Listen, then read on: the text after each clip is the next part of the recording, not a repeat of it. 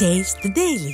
வணக்கம் மஞ்சூர். கள்ளக்குறிச்சி மாவட்டம் கல்வராயமலை அருகே உள்ள மேல்மதூர் கிராமத்தைச் சேர்ந்த அண்ணாமலை என்பவர் நேற்று இரவு தனது வீட்டிற்கு வந்த மருமகனுக்கு கோழி அடித்து குழம்பு வைப்பதற்காக அவரது வீட்டில் சட்டவிரோதமாக பதுக்கி வைத்திருந்த நாட்டு துப்பாக்கியால் கோழியை சுட்டிருக்கிறார்.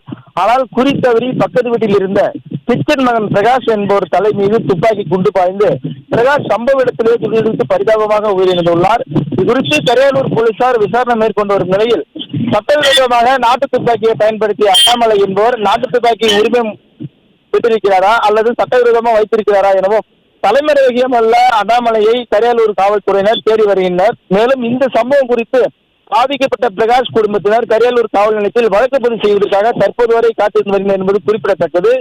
மருமகனுக்கு கோழி அடித்து குழம்பு வைப்பதற்காக சட்டவிரோதமாக நாட்டு துப்பாக்கியால் சுட்டு இளைஞர் ஒருவர் உயிரிழந்த சம்பவம் அப்பகுதியில் அதிர்ச்சியும் பரபரப்பையும் ஏற்படுத்தியிருக்கிறது. நன்றி.